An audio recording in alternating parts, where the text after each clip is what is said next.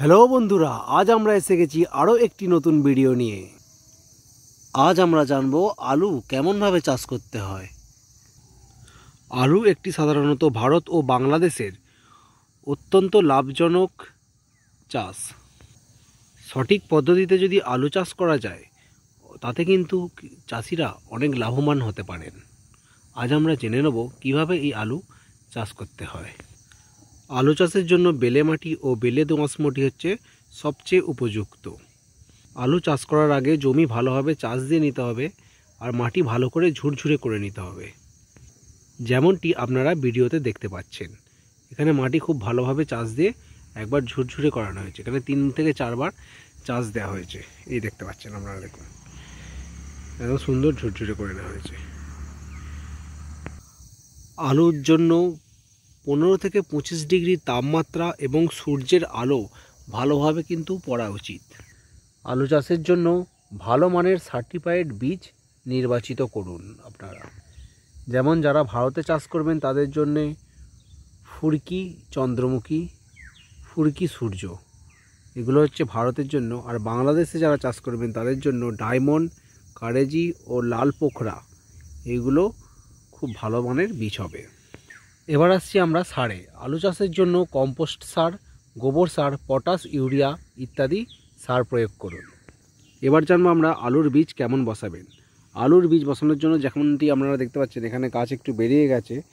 সারি থেকে সারির দূরত্ব 45 থেকে 50 সেন্টিমিটার পর্যন্ত। এই যে সারির দূরত্ব 45 থেকে 50 সেন্টিমিটার এবং গাছ থেকে গাছের দূরত্ব 15 থেকে 10 থেকে 15 সেন্টিমিটার দূরে বসাবেন, তাহলে খুব ভালো হবে, তাতে মাটি দিতে সুবিধা হবে। আলু কিন্তু রোপণের জন্য সেপ্টেম্বর ও অক্টোবর মাস সবচেয়ে ভালো সময়। এই সময় বসালে বীজ খুব তাড়াতাড়ি বেরিয়ে যায়। সেচ ব্যবস্থা কেমন দেবেন? আলু চাষের জন্য কিন্তু সেচ একটা খুবই গুরুত্বপূর্ণ।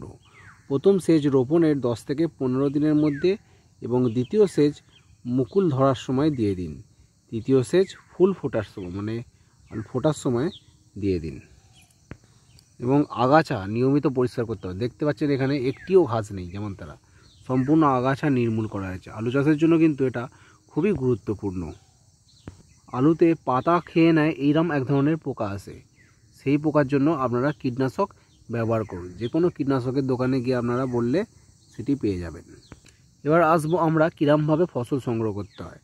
আলু রোপণের 80 থেকে 100 দিনের মধ্যে সংগ্রহ করা যায়। যখন গাছের পাতা হলুদ হতে শুরু করবে তখন মাটি খুঁড়ে একবার দেখবেন একটা গাছ খুলে কীরকম আলু হয়েছে না হয়েছে, তখন আলু তুলতে পারবেন আপনারা। আলু তুলে ঠান্ডা ও শুকনো জায়গায় সংরক্ষণ করে বহুদিন রাখা যায়। সেই হিসেবে আলু আমাদের সারা বছর কিন্তু পাওয়া যায়। এবার আমরা জানবো আলু দিয়ে কি কি রান্না করা যায়। আলু ভর্তা। আলু ভর্তা হচ্ছে আমাদের বাঙালির একটি অতি প্রিয় খাবার। বাঙালির যেহেতু আলু প্রত্যেক খাবারেতেই থাকে, সেই জন্য আলু বাঙালির ঘরে একটা অতি জনপ্রিয় জিনিস। আলু ভাজা আপনারা খুব ভালোভাবে লাগবে, ডাল দিয়ে বা শুকনো ভাত দিয়ে মশলা আলু করতে পারেন, মশলা ভাজা, বা শুধু আলু চিড়ে চিড়ে করে কেটে ভাজতে পারেন। তাছাড়াও আলুর নানা রকম আলু মটরের তরকারি, আলুর দম, স্ট্রিট ফুড ও স্ন্যাক্সে যেমন আলুর চপ, বাঙালির একটি অতি প্রিয় রেসিপি, সেই আলুর চপ আপনারা বানাতে পারবেন। আলুর পরোটা, আলুর টিক্কা, সিঙ্গারার জন্য আলু আপনারা ব্যবহার করতে পারেন। আলু দিয়ে ফ্রেঞ্চ ফ্রাই, আর বাঙালির বিরিয়ানিতে আলু তো অবশ্যই প্রয়োজনীয় একটা জিনিস। আলু দিয়ে নানান রকম কিছু জিনিস করা যায়।